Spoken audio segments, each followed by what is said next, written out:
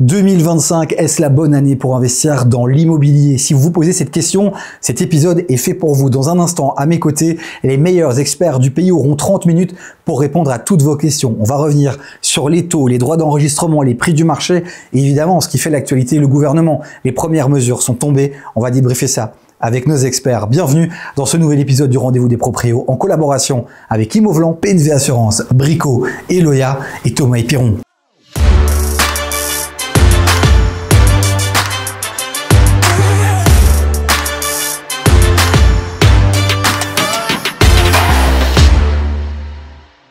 Et ils sont là, ils sont de retour, vos chroniqueurs préférés pour cette saison 3, Eric Spitzer. Évidemment, bonjour Eric. Salut Davy, bonjour tout le monde. Heureux de te retrouver. Heureux d'être là. Il a fait sa petite barbe, il s'est rasé, il est tout beau, il est tout propre, il est chaud pour bien démarrer cette nouvelle saison. Renaud Grégoire, porte-parole des notaires, qui revient encore une fois, ta 3e émission, je pense. Oui. L'occasion de rappeler que oui, il y a 2 saisons de disponibles sur YouTube en podcast. Allez voir tout ce qu'on fait depuis 2 ans, évidemment, c'est plein de contenu, rien que pour vous. Et alors, vous l'avez adoré. Je crois que c'est le dernier buzz qu'on a eu sur nos réseaux sociaux, sur Instagram. Plus de 300 000, 400 000 vues, je pense, sur Instagram et TikTok. Monsieur Vincent Gérin est avec nous. Bonjour Vincent. Bonjour, merci pour cette 2e invitation. Et merci de faire partie de cette équipe des chroniqueurs pour cette saison 3. La question, je l'ai dit en intro d'émission, 2025, est-ce la bonne année pour investir dans l'immobilier? Vous allez avoir dans un instant une demi-heure pour donner un maximum d'éléments pour que les gens qui nous regardent, qui nous écoutent en podcast, puissent prendre la décision d'investir ou pas dans l'immobilier. Est-ce que vous êtes prêts? On est né prêt, on est chaud. On m'a dit que Vincent avait analysé les dernières mesures du gouvernement. Il a 2-3 petites choses à dire. Renaud, visiblement, tu as envie de parler aux promoteurs aussi dans cette émission parce que pour eux, ça va être compliqué. Et toi, Eric, tu as envie de parler de quoi aujourd'hui? Moi, comme d'hab, j'y connais rien, j'essaie de meubler. Tu vas démarrer avec ton image du jour puisque c'est la séquence pour démarrer cette émission, poser le contexte. Quelle est ton image du jour? Alors, mon image, elle est mi-immobilier, mi-politique, mais c'est Jacques Chirac qui a dit « Notre maison brûle et nous regardons ailleurs ». C'est-à-dire qu'à Bruxelles, on n'a toujours pas de gouvernement. Les chaises sont vides, personne ne vient et la région de Bruxelles brûle. Elle brûle financièrement, budgétairement et donc évidemment au niveau de l'immobilier, ça a énormément d'impact. Donc je pense un petit appel aux politiques pour qu'ils se bougent et qu'ils fassent enfin un tout petit peu fi de leur dogme. On est allé à la rencontre de David Leyster, probable futur ministre-président de la région. On passera quelques extraits tout au long de l'émission. L'interview est déjà disponible sur notre site internet. Allez voir. Il a évoqué justement tout ce qui touche un peu la région de Bruxelles-Capitale, notamment la fameuse grille des loyers contraignante. On va en parler dans un instant, on va en savoir plus. Renaud, quand je te dis immobilier, quand je te dis 2025, quelle est l'image qui te vient? On a passé un gap, particulièrement en Wallonie, où le marché immobilier est peut-être un peu moins cher qu'à Bruxelles, où on a dépassé le 50-50, c'est-à-dire quelqu'un achète une maison, par exemple 200 000 €. Quand on voit le budget que vous représentez, la rénovation du bien, c'est généralement au-delà du montant du prix d'achat. Donc on a toute une série de situations où la rénovation finalement va coûter plus cher que le prix d'achat et donc c'est un élément à intégrer sérieusement, surtout que la question des primes, évidemment, elle est tendue, elle va se poser, est-ce qu'il y en aura encore, à quel rythme, est-ce que j'ai droit à ces primes? Et donc c'est vraiment un sujet qui pour moi, la rénovation énergétique, la PEB, ces questions-là, c'est vraiment le cœur du sujet. On a été rencontrer notre banquier aussi, Cédric Matt de CBC. On lui a posé la question. Justement, on sait qu'effectivement, il y a les objectifs de 2050. Et donc, on lui a demandé, si les banques, le secteur bancaire allaient mettre des choses en place pour aider, pour soutenir les gens qui doivent rénover, sachant, comme tu viens de le dire, que ça devient un coût assez conséquent. 50-50 pour toi, Jacques Chirac pour Eric. Et alors, Vincent Gérin, quelle est ton image du jour? Alors j'ai pas apporté une image, j'ai apporté un objet, j'espère qu'on pourra le voir. C'est un casse-tête immobilier, j'y suis assez attaché. D'abord c'est un des premiers cadeaux de ma femme, donc elle m'avait déjà bien cerné à l'époque. Et donc c'est un casse-tête classique, on doit sur un petit plateau placer des immeubles et essayer que ça rentre dans une forme prédéfinie. Et je trouve que ça symbolise assez bien l'immobilier qui est un casse-tête, surtout en Belgique. On a 3 régions avec des législations différentes pour les droits d'enregistrement, pour la PEB. On a la TVA qui est décidée au niveau fédéral et se retrouver dans le monde de l'immobilier, c'est vraiment un casse-tête pour les gens. En plus, je trouvais que ça symbolisait aussi Bruxelles parce que malheureusement, Bruxelles a un territoire tout à fait limité, défini et qui bougera plus. Et donc, on doit, dans ces limites, faire entrer un maximum de fonctions immobilières. Et c'est aussi ce que représente ce casse-tête immobilier. L'immobilier est un casse-tête, c'est l'image de Vincent. Et c'est pour ça aussi qu'on a démarré cette saison avec cet épisode sur 2025, parce que c'est un casse-tête. Vous vous posez certainement cette question. On va parler des taux, on va parler des droits d'enregistrement, de l'agrégation contraignante des loyers, on va parler d'énormément de choses. Dès maintenant, en commentaire de cette vidéo, allez-y, posez vos questions, réagissez. Sur le WhatsApp de l'émission aussi, le numéro s'affiche juste en dessous. On est ensemble pendant une demi-heure. Je lance le chronomètre cette année. Au-delà d'une demi-heure, le débat continuera sur YouTube exclusivement. Vous avez 30 minutes, là maintenant, pour répondre aux questions de notre communauté. Et j'ai envie directement qu'on mette les pieds dans le plat. On va parler des taux, directement, parlons des taux. Faisons un petit état des lieux rapidement des taux, avec un petit aussi retour en arrière. J'ai envie de savoir aussi, Eric, par rapport à 2024, qu'est-ce qui a été marquant et à quoi s'attendre au niveau des taux en 2025? Et de nouveau, on fait quoi avec ces informations-là si on se pose la question de est-ce le bon moment d'acheter en 2025? Alors les taux étaient très très bas jusque 2023. Ils ont commencé à remonter fin 2023, début 2024. Donc ils sont on a connu une hausse conséquente. Et puis là, il y a eu un léger recul milieu 2024. Et donc la Banque nationale ou les analystes ne s'attendent pas à des baisses de taux significatives. Donc si on attend de faire une bonne affaire financière pour réaliser son opération immobilière en 2025, c'est pas la peine. Je pense que ça ne va pas représenter une différence importante au niveau du coût de l'acquisition. Donc les taux vont, à mon avis, d'après ce que j'ai lu, rester plutôt stables. Donc, Renaud, Vincent, quand j'entends Eric, ça doit pas être un argument significatif pour prendre une décision en 2025. Je vais juste citer notre banquier, justement, on lui a posé la question à quoi s'attendre au niveau des taux. Et il le dit, c'est très compliqué de se projeter, forcément. C'est pas Madame Irma, notre banquier, parce qu'il y a tellement de facteurs économiques, politiques, géopolitiques qui peuvent influencer les taux. On a eu toute une poussée à la hausse ces derniers mois, mais a priori, nos attentes, les attentes de nos économistes, c'est une stabilité des taux, et notamment des taux longs. Est-ce qu'on est d'accord avec ça, Vincent ? D'abord, je voudrais apporter une petite précision. Dans une des mesures que l'Arizona a prises, il y a quand même une augmentation des taux. Alors, c'est pas écrit comme ça, bien sûr, mais il faut savoir, d'après ce que je pense avoir lu de la déclaration, d'une des déclarations de l'Arizona, c'est que les multipropriétaires ne pourront plus déduire les intérêts de leurs investissements. Donc on pourra toujours, dans sa déclaration d'impôt, déduire les intérêts de son prêt pour son habitation propre, mais on ne pourra plus déduire les intérêts pour les autres habitations. Ce qui faisait mathématiquement baisser la base imposable, donc on payait moins d'impôts, donc finalement on payait moins d'intérêts. Et donc en enlevant cette possibilité de déduire les intérêts, eh bien ça provoque mathématiquement, économiquement, une augmentation des taux d'intérêt pour les multipropriétaires. Ça provoque une augmentation du coût. Mais le taux nominal n'augmente pas. Voilà, il n'y a pas une augmentation du taux nominal. Les banques ne vont pas demander plus cher pour l'argent. Simplement, les intérêts qu'on a payés, effectivement, si on a sa maison plus sa résidence secondaire et une chambre qu'on loue, eh bien, avant, on pouvait globaliser les intérêts et donc les déduire entièrement. Aujourd'hui, dans un futur proche, on ne pourra plus déduire que les intérêts liés au crédit pour sa maison. Je précise qu'il y a peut-être des génies de l'immobilier qui nous regardent, mais pas des génies de la politique. Arizona, c'est le nom qu'on donne à la coalition du gouvernement fédéral. On le dit, on tourne cet épisode 24 heures après, finalement 48 heures après l'annonce du gouvernement. Donc il y a peut-être des choses qui entre-temps auront été décidées. Quoi qu'il arrive, si des nouvelles choses s'annoncent, on les mettra en commentaire de cette vidéo. Renaud, toi, par rapport aux taux, tu as envie de dire quoi ? Sur la question des taux, je pense que globalement, il y a un lien direct avec l'évolution du marché.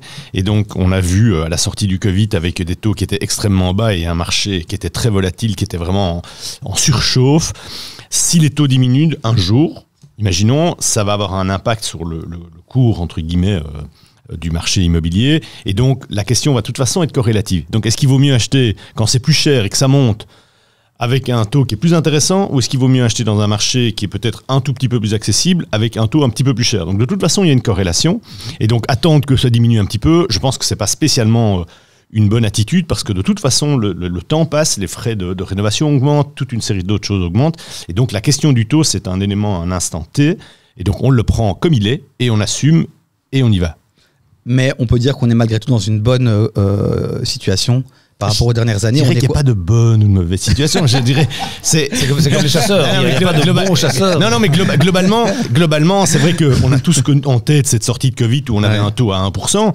C'était magnifique, c'était formidable. C'est monté jusqu'à 7, c'est ça Non, c'est monté à 3 quelque chose. Et donc, maintenant, oui, il y a eu des taux. La plupart des actes qu'on a passés en 2023 et début 2024, on était au-delà de 4. Et puis maintenant, on est entre 3 et 4. Oui, ok, ça, c'est des taux. Mais vous prenez les investisseurs, les promoteurs qui font, quand ils empruntent pour faire leur projet, souvent à plusieurs millions, ils sont souvent avec les taux de Euribor, là, au-dessus de 4-5, c'est encore autre chose. Donc, si vous voulez, le taux, c'est toujours relatif, c'est à un moment donné. Donc, vous le prenez comme il est, mais le taux, il est en lien avec le marché. Et donc, ça sert à rien d'essayer d'attendre qu'il soit plus accessible, parce que s'il est plus accessible, tout le reste sera plus cher. Deux choses simplement pour compléter. Un, les taux qu'on a eu post-Covid, c'était vraiment parce que la Banque centrale européenne avait injecté plein d'argent pour relancer l'économie. Donc, il fallait que l'argent soit pas cher. Donc, ces taux étaient complètement artificiels, ces taux bas. Ça n'arrivera plus, sauf s'il y a encore un Covid, ce qu'on n'espère pas du tout. Et deuxièmement, c'est la situation effectivement externe au marché immobilier qui fait que les taux augmentent. C'est les banques centrales qui décident d'augmenter d'un point, d'un demi-point, etc. Et ce qui se passe, c'est qu'évidemment, si les taux baissent, il y a plus de gens qui deviennent éligibles pour devenir acquéreurs. Et donc, la demande va augmenter et donc la pression sur les prix va se faire. Et par rapport au taux, à chaque fois qu'on en parle, ce que je fais, c'est que je mets en commentaire le lien aussi. Il y a un site internet, c'est Imotaker, c'est ça, il y en Eric, a plein, mais qui est un site internet sur lequel vous pouvez voir tous les jours le taux moyen actuel, et c'est toujours une bonne information, une bonne source d'information. Donc on le mettra en commentaire de cette vidéo. On continue à avancer. Selon vous, pour se décider, est-ce le bon moment d'acheter en 2025? Est-ce une bonne année? Quels sont vos autres arguments négatifs, positifs? Vincent, t'as envie de mettre quoi en avant? D'abord, il faut se rendre compte que l'année 2025 n'a pas commencé le 1er janvier, mais elle commence aujourd'hui en fait, puisqu'on a un gouvernement depuis aujourd'hui. Et je pense que beaucoup de gens sont restés attentistes d'avoir les gouvernements formés dans les régions. Comme le disait Eric, malheureusement, on n'en a toujours pas à Bruxelles. On a un gouvernement fédéral qui a pris des mesures assez significative en termes immobiliers. Donc, je pense qu'il y avait une position attentiste de la part des investisseurs, de la part de propriétaires. Et maintenant qu'on sait dans quelle pièce on va jouer, on peut prendre des décisions sans doute plus éclairées pour décider d'investir ou pas. Et je vais rebondir là-dessus, Renaud, parce que Vincent dit ça a démarré maintenant. Il y a eu un gouvernement wallon qui lui est arrivé il y a un petit temps avec une mesure qui a été décidée, qui a fait l'actualité, ces fameux droits d'enregistrement qui ont baissé. On sait que les droits d'enregistrement, tu peux peut-être nous le rappeler, c'est une des taxes aussi qui freine parfois l'accès à la propriété. Et là, on passe de 12,5 à 3%. Est-ce que tu peux recontextualiser ça et puis nous donner ton avis? Est-ce que c'est justement ces 3%, est-ce que c'est l'occasion plus qu'avant d'investir dans l'immobilier? Donc effectivement, comme ça vient d'être dit, ça commence peut-être maintenant pour les investisseurs parce qu'ils sont plus concernés par des mesures fédérales. Pour celui qui achète son premier achat, entre guillemets, et qui va plus avoir un objectif simplement d'acheter un bien pour aller y vivre, cette question de droit d'enregistrement, l'année 2025, elle a presque commencé en juin 2024, au moment où la nouvelle majorité mise en place a décidé et a annoncé qu'elle allait réduire les droits d'enregistrement à 3%. C'est une nouvelle mesure en vigueur maintenant depuis le 1er janvier de cette année qui permet, quand vous achetez un nouveau bien, quand vous achetez, même si vous vendez votre ancien bien, que vous achetez un nouveau, que vous allez vous domicilier dedans, donc la condition principale, c'est de dire ça va être mon domicile pendant les 3 années qui viennent, c'est 3%.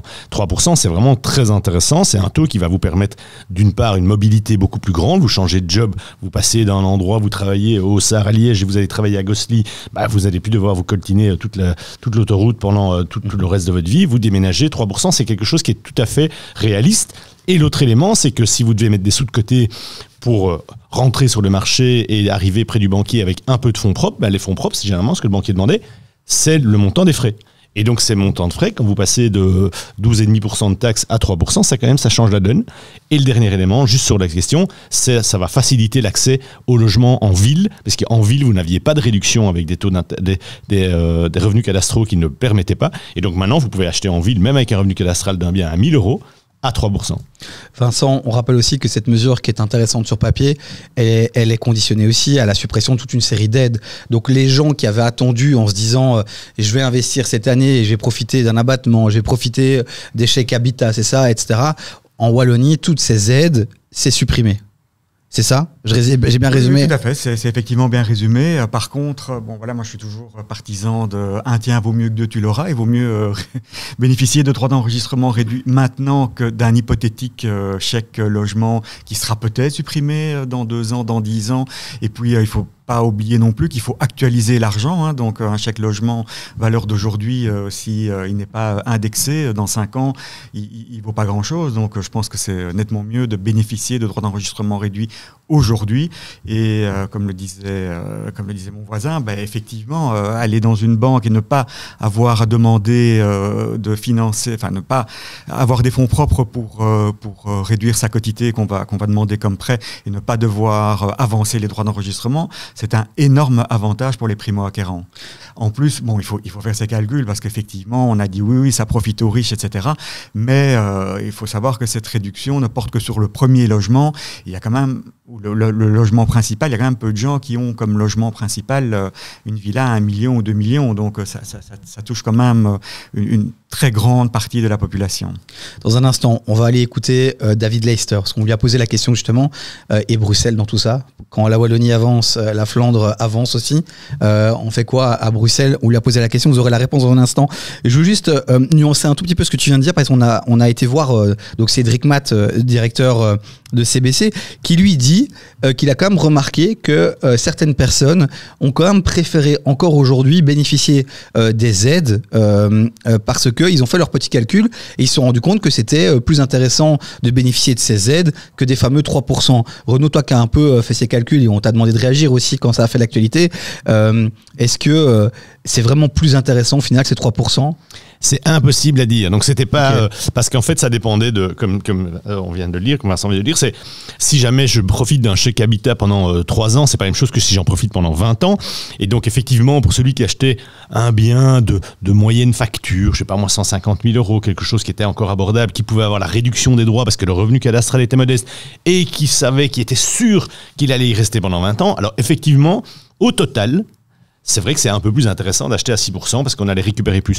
Mais celui qui achète un bien, je sais pas moi, à 300 000 € en ville, donc avec la certitude qu'il peut pas avoir la réduction des droits d'enregistrement, donc c'était 12,5, dans son cas, c'est évident que c'était plus intéressant d'avoir 3%. Donc globalement, dans de très nombreux cas, c'est plus intéressant les 3%, mais il y a toute une série de situations dans lesquelles, ah oui, peut-être que c'était mieux. Donc il n'y avait pas de réponse unanime, et même en ayant tous les éléments, il y a toujours une part de boule de cristal qu'on n'avait pas, c'est de dire combien j'allais profiter, combien de temps j'allais... Il y a une boule de cristal il y a l'aspect cash, les 3%, c'est là maintenant tout de suite, et on se soucie plus de l'avenir. C'est-à-dire que tu payes tes droits d'enregistrement, et effectivement, l'argent, il y a l'inflation, donc l'argent perd de sa valeur au fil des années, et deuxièmement, les lois changent au fil des années, donc le chèque logement n'allait peut-être pas durer non plus toute la vie. 3% de réduction, c'est 3%, et ça permet évidemment à plus de gens de rentrer sur le marché et de devenir propriétaires. D'ailleurs, les agents immobiliers avec qui j'ai discuté en Wallonie me disent que leur mois de janvier est un mois excellent. Et puis de toute façon, aujourd'hui, il n'y a plus le choix. Depuis le 1er janvier, maintenant, on ne peut pas choisir entre bénéficier du taux à 3% ou bénéficier de l'abattement. C'est terminé maintenant. Donc c'est 3% et merci. Bonsoir. On va écouter David Leicester. On lui a posé cette question. Beaucoup de Bruxellois sont en attente de savoir il va se passer quoi au gouvernement bruxellois. Pour pouvoir vivre à Bruxelles, il faut pouvoir acheter à Bruxelles. Et on sait que, naturellement, comme c'est une capitale, ça coûte plus cher. Et en plus, il y a une compétition qui se joue maintenant avec la Flandre et la Wallonie sur les droits d'enregistrement, où ils ont été baissés jusqu'à 3 voire 1% en Flandre. À Bruxelles, malheureusement, ils sont de 12,5 depuis longtemps. Alors, je suis toujours pas en place pour former un gouvernement. Certains n'ont peut-être pas envie que j'y arrive si facilement. Mais le jour où on y arrivera, vous devez savoir 2 choses. La première, c'est que, malheureusement, les finances de Bruxelles sont dans un état pitoyable. Le jour où je serai vice-président, je vais retomber sur une pile de factures sur mon bureau qui n'ont pas été payées depuis longtemps. Il faudra pouvoir assumer ça pour transmettre un budget qui est sain à vos enfants, à vos petits-enfants. Et donc de là à dire que je pourrais du jour au lendemain baisser les droits d'enregistrement de 12,5 à 3 voire à 1, ce serait mentir que de vous le promettre maintenant. Mais c'est le deuxième plan. Croyez-moi que je vais tout faire pour essayer d'y arriver, peut-être une diminution progressive, aussi en lien avec vous, avec les partenaires privés, parce que plus vous revenez, plus vous réinvestissez dans Bruxelles, plus alors la capacité fiscale me permettra de baisser les droits d'enregistrement. J'aimerais le faire dès demain. Pour ça, il faut être au gouvernement. Et 2, il va falloir payer toutes les factures qu'ils n'ont pas payées avant. David Leyster, qu'on retrouvera, je l'espère, même quand il sera ministre-président, ici autour de la table, puisqu'il fait partie de l'équipe des chroniqueurs. Une réaction, les amis, par rapport à ce que David vient de dire. Les Bruxellois, ils sont un peu déçus, là. Ils espèrent aussi avoir les 3%. Le Bruxellois qui ne sait pas que les caisses sont vides, il faut me dire oui, dans quelle commune, parce que, ou alors il n'a pas le Wi-Fi. Mais... Après la Wallonie, les caisses étaient vides aussi, ils y sont quand même arrivés. Non, mais là, il y a les caisses vides et le gouvernement qui est vide, donc tout est vide. Donc, effectivement, je pense que d'un point de vue psychologique, 3% en Wallonie, 2% en Flandre, 12,5% à Bruxelles, c'est pas bon. Je dis pour l'image, c'est pas bon. Maintenant, il faut nuancer. Il y a aussi l'abattement sur les 200 premiers 1 000 €. Voilà, ça c'est peut-être quelque chose dont il faut reparler. Mais en tout cas, je pense que le souhait de David Leyster est de faire baisser ses droits d'enregistrement. Mais aujourd'hui, il n'y a absolument pas les marges pour le faire. Voilà, après, il parle de peut-être, en tout cas, c'est l'objectif d'y arriver. Et on parle, Renaud, peut-être de le faire progressivement, de le faire baisser progressivement.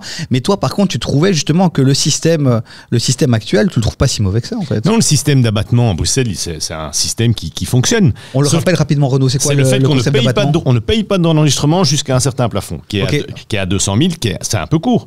Donc effectivement, c'est un peu court, mais donc, il y a toute une partie de Bruxelles où jusqu'à 200, 250 000 €, vous avez un appartement, ça fonctionne. Effectivement, vous n'allez pas trouver sans doute au Châtelain ou à certains quartiers d'Uccle ou à Woluwe-Saint-Pierre, vous n'allez pas trouver ça à ce prix-là. Mais globalement, pour toute une série d'habitants potentiels, ça fonctionne. Donc sans doute qu'il faut augmenter cet abattement. Ça permet de ne pas aller trop loin dans les charges financières des caisses qui sont vides, comme on l'a dit. Mais globalement, l'idée n'est pas mauvaise. Il ne faut peut-être pas réinventer la roue, mais il faut peut-être donner un peu plus de latitude, selon moi. Il disait aussi, David Leyster, dans l'interview qui est disponible sur notre site internet, le rdvdproprio.com, il dit aussi que sa volonté, c'est de travailler aussi main dans la main avec le secteur bancaire pour essayer peut-être de trouver des solutions, des moyens, des alternatives finalement à la baisse des droits d'enregistrement. Est-ce que c'est une bonne manière de réfléchir, Vincent, de la part de David ? Oui, d'abord, la première chose que je trouve qui est assez intolérable, c'est qu'on n'ait pas de gouvernement à Bruxelles et qu'il n'y a pas, de la part de certains partis, il n'y a pas beaucoup de volonté de vouloir avancer. Et ça handicape beaucoup de secteurs, dont le secteur de l'immobilier. Un deuxième point, on parle beaucoup de droits d'enregistrement, mais il faut savoir aussi qu'il y a pas mal de biens immobiliers qui sont soumis à la TVA. On parle des biens neufs. Et là, c'est plutôt une compétence fédérale. Et effectivement, travailler main dans la main avec les banques est sans doute une bonne piste, notamment pour les primo-acquérants. Il y a un système que je trouve relativement intelligent et novateur. Ce sont des banques, ce sont des développeurs qui s'associent avec des banques et qui commencent à occuper leurs biens sous forme de loyer, et ce loyer est transformé en fonds propres, et donc après avoir payé du loyer pendant X années, ça correspond à l'apport qu'il faudra apporter dans une banque. On a déjà remboursé une partie du capital qu'on va emprunter sous forme de loyer, et on a accès au capital. C'est peut-être des formes d'acquisition qu'il faudrait explorer à Bruxelles aussi. Je regarde le chronomètre, le temps avance très très vite, et je l'ai dit en début d'émission, on va s'y tenir à ces 30 minutes. Alors on résume, les droits d'enregistrement. Je retiens quoi ? Je retiens que la baisse des 3% en Wallonie, c'est une bonne mesure. C'est une très bonne mesure, et que donc ça me permet aussi pour les gens qui nous regardent de dire j'aurais besoin de moins de fonds propres pour pouvoir me lancer. Oui. Donc pour ça, c'est une bonne année 2025 pour peut-être, là où avant on avait peut-être besoin de 40-50 000, on a besoin de moins maintenant pour pouvoir se lancer. C'est très bien. Juste un petit bémol, est-ce que de nouveau, offre et demande, le prix de l'immobilier en Wallonie ne va pas un peu monter ? Parce qu'évidemment, on se dit, on a besoin de moins d'argent, donc voilà. C'est ce qui se dit. Renaud, tu vois un peu cet effet-là déjà maintenant ? Parce qu'on disait justement que les vendeurs allaient en profiter pour vendre plus cher. Moi, je crois pas, parce que je ne pense pas, parce que c'est tombé à un moment où le marché est pas du tout en forme, pour le dire gentiment. Et donc, c'est simplement quelque chose qui va dynamiser le marché. Quand vous voyez les frais de rénovation, puisque les droits d'enregistrement, ça concerne des biens d'occasion, donc quand vous voyez ce que ça coûte de rénover, donc je pense qu'effectivement, ça va redynamiser un peu le marché. Alors peut-être qu'il y aurait une légère augmentation, mais il y a objectivement une augmentation du prix de l'immobilier qui est constante, et donc elle ne va pas, pour moi, être fort différente de ce qu'on a connu par ailleurs. Et je retiens aussi pour ceux qui veulent acheter à Bruxelles, ils ne doivent pas foncer dans la périphérie wallonne. Il faut sortir sa calculette et avec l'abattement et peut-être d'autres choses, vérifier si c'est pas tout de même intéressant quand même d'acheter à Bruxelles. Surtout que la périphérie wallonne, c'est Waterloo et Lannes, donc bonne chance. Et ouais, donc la périphérie de la périphérie wallonne. On continue et on va parler maintenant rénovation. C'est vrai que avec tout ce qu'on a entendu en 2024, après le Covid, etc., la montée des coûts des matériaux, etc., on sait aujourd'hui avec les objectifs de 2050, on le rappelle Vincent, objectif 2050 c'est quoi ? Zéro carbone. C'est ça, donc ça veut dire qu'on sera tous obligés de rénover et d'avoir des maisons les plus durables possibles. Donc c'est un sérieux coup, tu parlais en début d'émission du fameux 50-50, donc c'est non négligeable. Que peut-on dire autour de cette thématique de la rénovation, je pense aux primes Rénolution, tout ça. Vous avez envie de dire quoi par rapport à ça? Quels sont les éléments qui peuvent m'aider à répondre à la question de base qui est: est-ce la bonne année pour acheter? Vincent? En fait, j'aime beaucoup les chiffres de par ma formation. Alors, il y a quelques jours, il y a eu une interview de Laurent Schiltz, qui est le secrétaire général de MBuild, la Confédération de la Construction, enfin, le nouveau nom de la Confédération de la Construction, avec des chiffres. Et quand on triture un peu tous ces chiffres, c'est assez effrayant. Donc, il reste jusqu'à la prochaine échéance 2033 environ 1650 jours ouvrables pour rénover 250 000 bâtiments. Pour arriver aux objectifs. Ce qui veut dire qu'il faut rénover à Bruxelles 150 bâtiments par jour. Sur une seule journée, il faut en rénover 150, ce qui comprend la demande de permis, les travaux, la réception, etc. etc. Voilà. C'est tendu. C'est tendu, c'est compliqué, etc. On peut éventuellement les faire bosser le week-end. Non mais Alors, et le soir, sachant que maintenant avec les nouvelles jusqu'à minuit, la nuit comme au faire double chiffre. Alors ma crainte là-dedans, c'est bon. D'abord, on n'y arrivera pas, c'est évident. Ce qu'il va arriver, parce qu'il n'y a pas d'autre manière. Alors il faut savoir aussi que si on n'arrive pas, les propriétaires sont soumis à des amendes qui vont ça va jusqu'à 40 et 50 000 euros, et aussi à des peines de prison. Je suis pas certain qu'elles vont être appliquées. Mais les peines de prison. C'est pour ça que le gouvernement veut construire des nouvelles prisons. Voilà. Mais ce qui me fait très peur là-dedans, voilà, le but est louable, il faut rénover notre bâti, ça c'est clair et net. Mais le problème, c'est que les objectifs qui sont fixés sont tellement inatteignables que j'ai un petit peu peur qu'on va se retrouver comme dans la situation avec la LEZ, donc la low emission zone. Ouais. Quelques mois avant, on va se dire non, on n'y arrive pas parce que les gens ne savent pas changer leur voiture, parce que ceci, parce que cela. Et 2 ans avant, on va se dire on va assouplir toutes les normes là-dedans et on aura raté l'objectif. Est-ce qu'il ne faudrait pas revoir ces objectifs? Peut-être pas à la baisse, mais en tout cas, mieux cibler les travaux de rénovation ou mieux cibler l'immobilier qu'il faudrait rénover, parce qu'il y a toute une partie de l'immobilier. Voilà, c'est encore une fois une mesure où on dit tout l'immobilier en moyenne devra... Mais on sait qu'il y a des biens, on n'arrivera pas à les upgrader suffisamment. Donc il faudrait, je pense, remettre à plat cette mesure. Le problème, c'est qu'il n'y a pas assez d'entrepreneurs, c'est ça pour pouvoir... Le problème, c'est que l'objectif est tout simplement irréaliste. Et pourquoi il est irréaliste? Pourquoi? Parce qu'il manque de main d'œuvre, ou c'est parce que 150 chantiers par jour. C'est cher. Ouais, et si ça met une pression si ça met une pression sur le propriétaire et qu'il est prêt à faire tout et n'importe quoi parce qu'il est obligé, il va devoir accepter des coûts qui sont exorbitants. Et donc, s'il n'y a pas assez de main d'œuvre ou de professionnels, d'entrepreneurs disponibles, ils vont dire ok, moi à ce prix, je veux augmenter mes prix de 10%. Ce qu'on a un peu connu à la sortie du Covid avec une espèce d'euphorie où tout le monde a augmenté ses prix comme ça, gentiment, allègrement, sans aucune limite.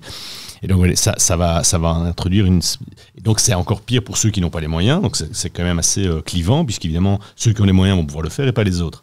Donc c'est quand même quelque chose qui... Non mais moi je crois pas une seule seconde enfin je veux dire, on va se retrouver dans un trip sorti du nucléaire, quoi. Loi votée en 2000 ou au début des années 2000, et maintenant on a décidé de non seulement pas en sortir mais de l'augmenter. On va se retrouver à ça. Jamais on tiendra ces objectifs et jamais on sera capable de les faire respecter. Donc autant les repousser. C'est dommage. Il faut rénover, il faut diminuer la consommation énergétique des bâtiments et les émissions de CO2, mais il faut être réaliste et pragmatique. Ok, mais donc comment je me positionne? Je rappelle, la question c'est: est-ce la bonne année d'investir en 2025? Là, vous avez mis le contexte, mais donc ça veut dire quoi quand je vous entends? Si tu peux rénover, rénove. Oui. Si tu as les moyens de le faire, si tu as la possibilité de le faire, rénove, parce que ça sert à rien de dire que tout le monde dise plus tard.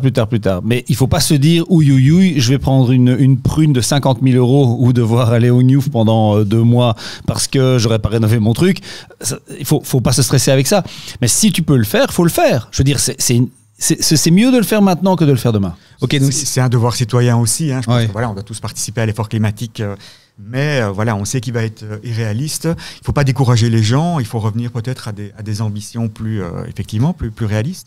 Et pour répondre à la question de dire est-ce que par rapport à 2025 c'est bien ou c'est pas bien, la question elle est de dire c'est qu'il faut intégrer, ça c'est impératif, dans la perspective de la propriété, la question de la rénovation. Ça veut dire quoi? Ça veut dire que si je choisis un bien, je sais que de toute façon je vais devoir à un moment donné faire quelque chose au niveau énergétique.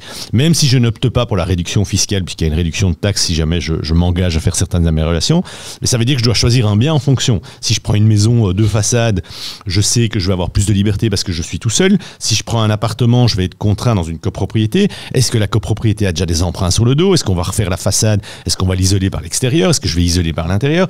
Est-ce que c'est des chaudières individuelles? Ces questions-là, aujourd'hui, lire des rapports d'Assemblée Générale quand on achète un appartement, par exemple à Bruxelles, sans avoir égard aux décisions ou à l'ambiance générale de la copropriété, c'est tendu, hein, parce qu'aller acheter un bazar, on dit « Ah, je vais devoir rénover », mais tous les autres disent « Non, non, parce que j'ai pas les moyens ou j'en ai rien à foutre ». C'est vraiment un problème, hein, parce que quand on est là, je suis tout seul avec un immeuble, avec 4 appartements, je suis tout seul à vouloir rénover le bien et les autres disent non. Échéance 2050 ou pas, je l'ai là. Hein. On a prévu de faire un épisode cette année en saison 3 sur les copropriétés, donc suivez bien notre chaîne YouTube, il y a énormément de choses à dire. Heureusement, il y aura des assouplissements. Hein. Dans les copropriétés, voilà. Les 3 quarts de Bruxelles, ce sont des appartements. Donc tout à fait. Mais le copropriétaire qui veut faire des travaux et qui peut prouver que ceci, cela, n'ira pas au nu, comme l'a dit Eric. Vincent, par contre, bonne nouvelle, toi qui as analysé les 800 pages de la déclaration gouvernementale, entre guillemets, il y a 2-3 mesures intéressantes justement par rapport à la rénovation. Alors d'abord, j'ai pas du tout la prétention d'avoir lu les 800 pages. J'ai essayé de trouver des documents qui circulaient sur les réseaux sociaux, donc j'espère que c'est les bons. Et j'ai essayé de recouper ça avec la presse. En plus, il faut savoir que c'est une déclaration de politique fédérale. Ouais. Hein. Bardo-Wever, à l'heure qu'il est, je pense qu'il est Premier ministre depuis quelques minutes. Je pense qu'il présente son texte demain. Il y a un débat au Parlement mercredi et jeudi un vote qui normalement sera en sa faveur. Mais il faut savoir que cette brique de 800 pages, c'est pas un document qu'il a déposé ce matin chez le roi Philippe ou qui déposera demain au Parlement et qui fera force de loi. Donc c'est un guide sur la législation. Mais il y a des mesures qui ont fuité, des mesures très concrètes. Et alors moi j'en ai relevé 4 en tout cas. On va voir. Par rapport à la rénovation, peut-être Vincent, dans un premier temps. Eh bien, sur la rénovation, il y en a 2 importantes. D'abord, c'est descendre la TVA de 21% à 6% sur les pompes à chaleur. Donc, c'est encourager des systèmes de chauffage qui sont alimentés par de l'électricité, donc une énergie normalement verte. Alors, il faut bien sûr se poser la question de savoir comment est produite l'électricité qui alimente les pompes à chaleur, mais il y a une volonté d'utiliser de plus en plus de l'énergie nucléaire. On est pour, on est contre, peu importe. C'est un autre débat, mais en tout cas, c'est une énergie décarbonée, donc ça a du sens. Le deuxième point, c'est d'augmenter par contre la TVA qui était de 6% et la faire monter à 21% sur les chaudières qui utilisent des combustibles fossiles, même dans la rénovation. Et donc voilà, ça va dans le bon sens. Et donc ça, c'est une mesure qui, je pense, fera plaisir aux écologistes, puisque ça va vraiment dans le sens de réduire les énergies fossiles. Donc pour la rénovation, ça, c'est les premières mesures que j'ai vues. Vincent, je t'arrête à 2 secondes parce que je vois Renaud s'agiter.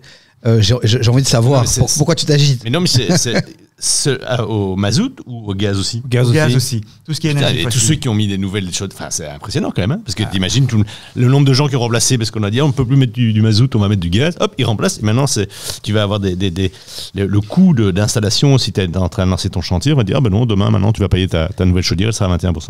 Donc c'est impressionnant, quoi. En tout cas, focus, pompe à chaleur, visiblement, il y a un petit incitant non négligeable. Autre mesure peut-être plus anecdotique, c'est la TVA sur le charbon, mais peu de gens se chauffent encore. Eric encore. Hein. Et il va à la mine le week-end pour aller chercher. J'y vais au bois du casier. On passe de 12% à 21%. Et il y a une reconduction de la TVA à 6% sur les chantiers de démolition, reconstruction. Il y a un petit changement dans les mètres carrés. On passe de 200 mètres carrés à 175 mètres carrés. Mais cette TVA est maintenue à 6%. Et ils ont bossé, ce gouvernement. Versus 21% pour les constructions neuves. On fera un récap certainement sur notre site internet, le RDV des Proprios. Et alors, on a déjà, c'est sûr et certain, on sait qu'on aura l'occasion, quand tout le monde sera bien mis en place, de pouvoir faire une interview avec Georges-Louis Boucher qui nous fera un peu un résumé de toute ces grandes intentions du gouvernement. Donc, je prends des congés ce jour-là. Mais où tu seras même sur le plateau, Eric. Tu seras même sur le plateau. Ça sera à suivre sur notre chaîne YouTube. Sur la rénovation, on clôture, on a encore des choses à dire. On a été très stressés, on en a beaucoup parlé dans l'épisode il y a un an. La montée des coûts des matériaux, des matières premières. Ouais, on est sur quelle tendance là pour 2025 ? On espère une stabilisation. C'est encore une fois, il n'y a pas de boule de cristal. Il suffit qu'un conflit se déclare et malheureusement, les conflits se déclarent un petit peu partout. Et on voit qu'arrivent à la tête de grands États des gens qui sont un petit peu parfois belliqueux. Donc on n'est pas à l'abri de nouveaux conflits qui pourraient créer des tensions sur les marchés des matières premières et donc une augmentation des coûts. Donc c'est vraiment compliqué à prévoir. Alors les amis, je reçois un petit message dans l'oreillette que je n'ai toujours pas pour cette saison 3. On me dit qu'on a Michel Villani qui est ici sur le plateau puisqu'on enregistre plusieurs émissions sur une journée. Michel Villani qui sera un nouveau visage cette année normalement si tout se passe bien. Directeur recherche et développement de Thomas Piron. Donc lui tous les jours il est dans le bâtiment. Est-ce qu'on l'appellerait pas sur le plateau pour lui poser la question justement des coûts des matériaux et à quoi s'attendre en 2025 ? Est-ce que vous avez envie de voir Michel ? On a tous envie de voir Michel. Bienvenue sur le plateau Michel. Michel, on te verra dans un prochain épisode sur construire sa maison en partant de zéro. Michel, qui mieux que toi pour nous répondre sur cette question des coûts des matériaux ? On en est où là ? J'ai eu l'occasion justement de faire une mise au point avec le directeur achat de la holding il y a une semaine concernant une enquête.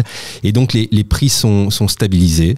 Ils sont stabilisés avec peut-être même une tendance à la baisse, mais légère, hein, qu'on s'entende. Et comme vous le disiez justement tout à l'heure, il y a on n'est jamais à l'abri par contre d'une problématique qui serait conjoncturelle, européenne, conflictuelle, et qui là pourrait faire remonter les prix. Mais actuellement, tendance légère à la baisse. Légère à la baisse, stabilisation. Par contre. Mais on est sur un niveau encore le niveau est haut, très, très élevé. Bien sûr, tout à fait. Okay, hein. On subit sur 2 ans et demi, on a subi une augmentation des matériaux qui est située entre 27 et 28%. Donc il y a un impact très très fort sur le prix d'une construction. Donc faites bien votre budget. Et pour vous aider à faire votre budget, il y a nos amis de chez CBC dans leur application. Ça c'est pas mal. Alors ok, c'est de la pub peut-être un peu pour notre partenaire, mais quand c'est bien, il faut le dire. Ils ont développé dans leur application et c'est accessible à tous. Il faut pas être client forcément CBC, un logiciel qui permet très vite de générer un devis. Si par exemple vous devez refaire la toiture, un devis pas, mais une estimation. Oui, c'est ça. Donc c'est vraiment un devis, tu as un prix et tu peux même directement faire la demande de crédit et voir si elle peut être accordée. Top. Donc ça c'est pas mal, allez voir, c'est sur l'application de CBC et de KBC. Merci Michel pour cette courte intervention. Et merci Michel, grande prestation. On te retrouve dans un prochain épisode. Ok. Vincent qui reprend sa place. Il nous reste une dizaine de minutes, grand maximum. Il y a encore des choses qui peuvent être importantes à partager aujourd'hui pour ceux qui nous regardent et qui se posent la question de 2025. Est-ce la bonne année, Renaud ? Alors c'est la bonne année, j'ai l'habitude de dire que c'est toujours le bon moment. C'est toujours le bon moment parce que quand on doit acheter un bien, il faut y aller. Et les indicateurs sont ce qu'ils sont. On doit faire avec le reste de son environnement, c'est-à-dire que est-ce que aujourd'hui j'ai les moyens d'y aller ? Est-ce que je vais pouvoir être à l'aise dans ce que je vais faire ? Est-ce que j'ai bien verrouillé un peu tous les éléments, en particulier au niveau de la rénovation ?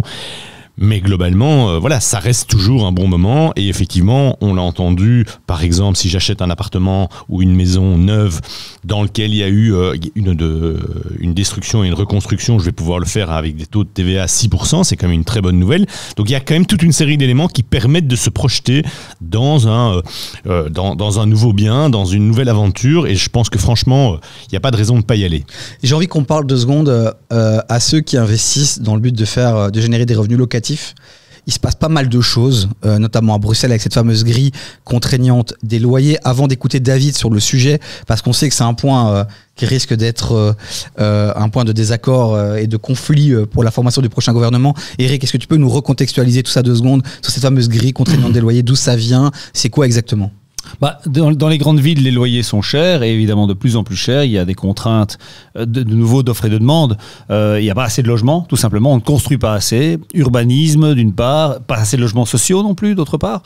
Donc évidemment, tout ça a un impact sur les prix. D'autant que aussi, avec les taux d'intérêt qui ont augmenté, on va dire les 18 derniers mois, fatalement, les gens n'étaient plus dans le marché de l'acquisition, mais devaient louer. Donc fatalement, de nouveau, une pression. Donc tous les indicateurs poussent les loyers plutôt vers le haut. Alors, il y a une idée qui consiste à c'est-à-dire on va simplement déterminer le loyer auquel on doit donner son appartement ou son bien en location en fonction d'une grille qui va dépendre de plusieurs paramètres, évidemment le lieu, évidemment la surface, enfin des paramètres qu'on espère objectifs. Et cette grille va être, certains veulent établir cette grille. Alors, la grande question, c'est pas la grille, c'est est-ce qu'on la fait contraignante ou pas contraignante. Donc, est-ce que les gens disent, OK, il y a une grille, mais on n'en tient pas compte, ou ils disent, non, la loi vous oblige à en tenir compte et à louer à ce loyer-là. Surtout qu'il y a déjà une grille qui est existante, avec un premier cas, je pense, qui a été justement étudié, et voilà, c'est ça, et qui a été en faveur justement du locataire, c'est ça, hein, Vincent. Mais donc, cette grille contraignante, on peut le dire, c'est les partis de gauche qui l'ont proposée et qui essayent aujourd'hui à Bruxelles de la faire passer en force. Moi, ce que je propose, c'est qu'on fasse une petite parenthèse et qu'on écoute David Leister, justement, futur ministre-président, probable futur ministre-président de la région de Bruxelles-Capitale. On regarde, on écoute et puis vous réagissez. Concernant la grille contraignante des loyers, je préfère être très très clair. Pour le mouvement formateur, c'est un non. C'est un non depuis le début. Et les autres partis, tous principalement de gauche à Bruxelles, eux sont favorables à cela. On sait que ça ne fonctionne pas. Tout ce que vous créez en fait derrière, c'est une espèce de marché souterrain.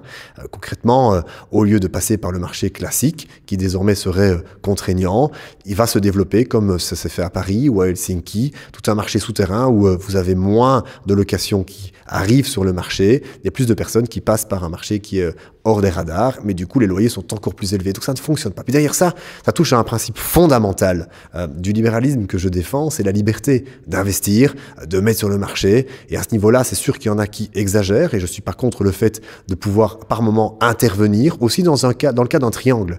Si par exemple vous avez l'État qui vous aide d'une manière ou d'une autre pour rénover votre maison, votre habitation, on peut imaginer que derrière soit également demandé que vous n'ayez pas un loyer qui coûte 3 fois celui du quartier dans lequel vous êtes. Ça peut tout à fait se réfléchir, je crois que c'est pas complètement malsain, mais ici on voit bien qu'il y a une dynamique qui est malsaine, puisque c'est celle de passer par le Parlement en sous-mix via une coalition des gauches, dont le PTB.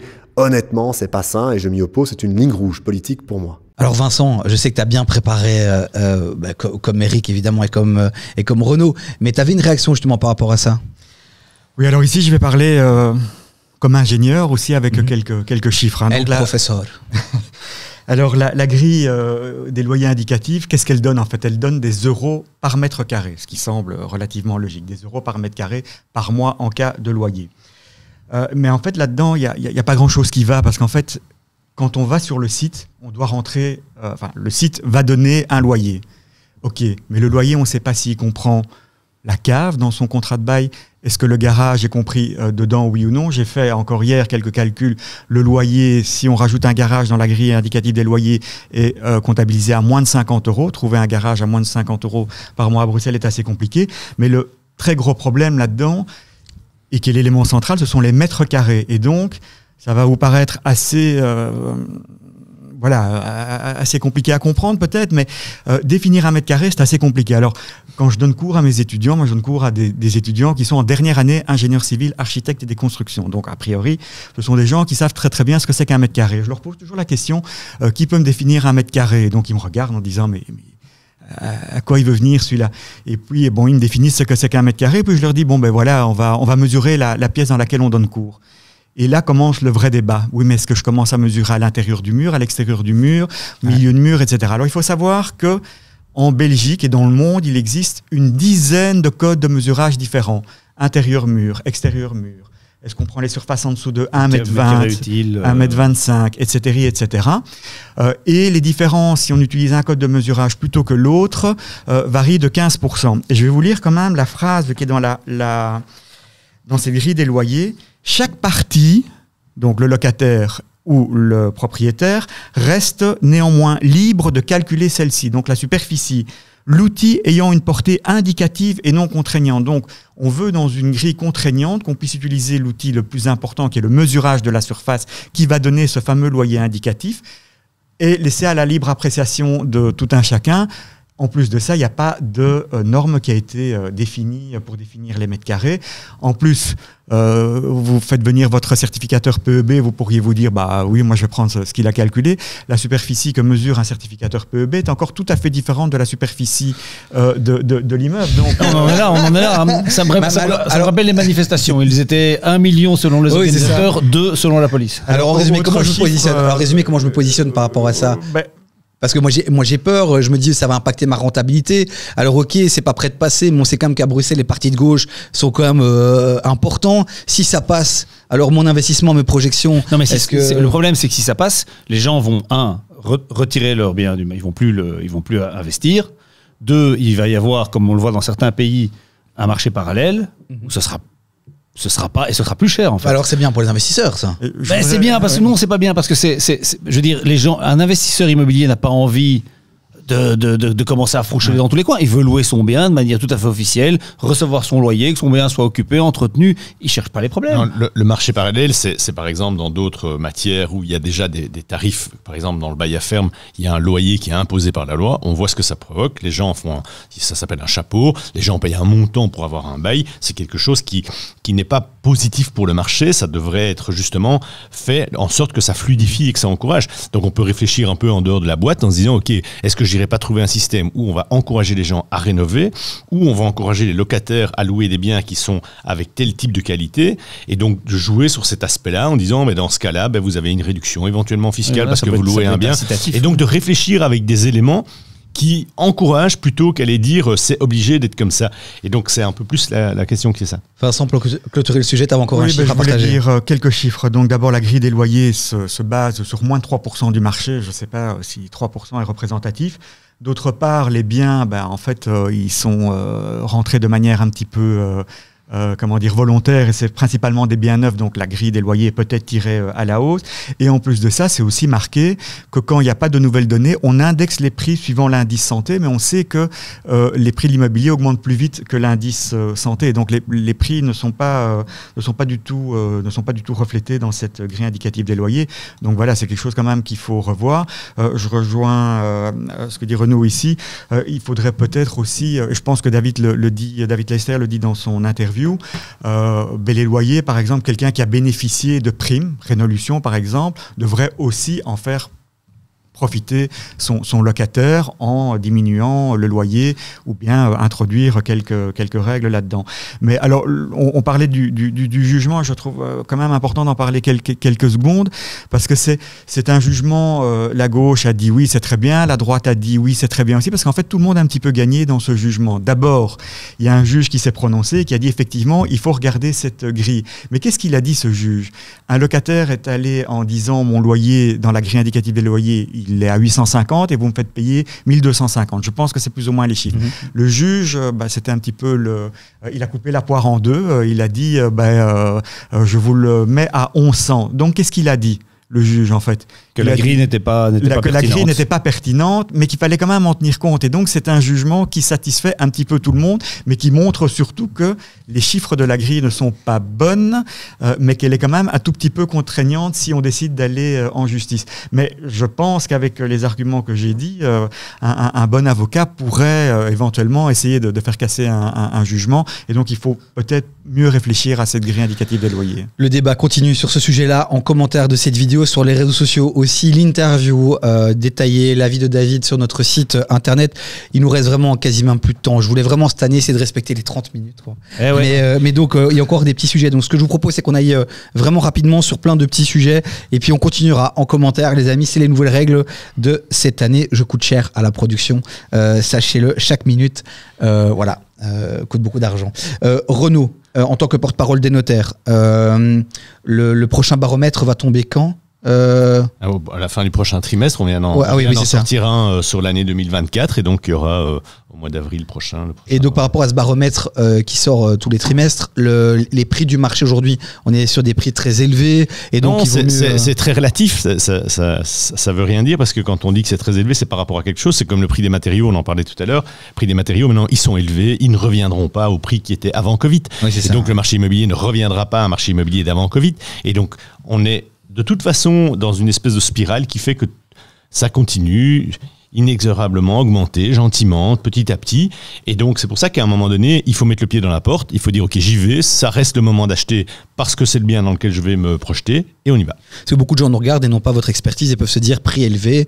Moi, on m'a toujours dit que ma plus-value, enfin, ce qui est intéressant dans l'immobilier, c'est la plus-value que je ferai à la revente. Donc, si les prix sont élevés, j'aurai du mal à revendre plus cher. Donc, je vais attendre que ça baisse. On est bien d'accord, les prix ne baissent pas. Sur 2 périodes, sur les 40 dernières années, sur 2 périodes distinctes de 5 ans, l'immobilier n'a jamais baissé. Donc, il peut y avoir une petite correction une fois de temps en temps, mais de manière générale et sur le très long terme, c'est une augmentation en pente douce, on va dire, année après année. J'ai dit en début d'émission qu'on allait parler aux promoteurs. Renaud, en off, tu disais que pour eux, ça allait être un peu compliqué vu les mesures qui s'annoncent. Oui, c'est compliqué, hein, c'est tendu. Le marché, moi, je voudrais pas être aujourd'hui un promoteur qui se retrouve avec quelques appartements à devoir écouler. Il n'y a pas beaucoup de dynamique, il n'y a pas beaucoup d'acheteurs sur le marché, surtout quand c'est à 21%. Et donc aujourd'hui, avant de se lancer dans la construction d'un petit immeuble de 2-3 appartements ou 4-5 ou plus, ben, je pense que ça va être un marché qui va être de plus en plus aux mains de grosses infrastructures, de gros promoteurs, et que le marché va tout doucement un petit peu éradiquer les promoteurs qui faisaient ça de façon un petit peu moins systématique. Voilà, n'hésitez pas, c'est pour lancer le débat parce qu'on n'a plus beaucoup de temps, donc n'hésitez pas à donner votre avis en commentaire de cette vidéo, sur le WhatsApp aussi de l'émission. Eric, toi tu avais un petit mot sur les biens neufs, justement ces biens neufs. Même chose, disons que le neuf a plus souffert et va continuer d'un peu plus souffrir, puisqu'il y a cette concurrence fiscale, 3% d'un côté, les abattements, et alors 21% de TVA de l'autre. Donc encore un peu, je crains que 2025 soit encore un peu compliqué pour le neuf. Pas d'espoir de voir ce taux de TVA diminuer, Vincent, non? C'est pas ce que j'ai lu dans la déclaration. Okay. Bon, la TVA, c'est quand même une grosse source de revenus pour l'État. Alors la diminuer, ils le font de manière assez ciblée sur certains investissements, mais je pense pas qu'on aura de grosses surprises là-dessus. Eh ben, on clôture là-dessus, les amis. Merci Eric, merci Renaud, merci Vincent. Le débat continue. Les interviews de notre banquier, de David Leissor, sont disponibles sur notre site internet. Et on vous dit à très vite pour un prochain épisode. Disponible sur toutes les plateformes de podcast, dans votre voiture, en allant au travail, vous pouvez nous écouter. En vidéo sur YouTube, saison 1, saison 2. On est de retour pour une saison 3, 20 nouveaux épisodes qui arrivent. Merci d'être de plus en plus nombreux sur Instagram, sur TikTok, sur Facebook, sur YouTube. On continue cette belle aventure ensemble et je vous dis à très très vite et on remercie tous nos partenaires Immovlant, Brico, PNV Assurance et Loya. Et alors, un petit nouveau, Thomas Epiron. Merci les amis et à très vite pour un prochain épisode. Ciao, ciao.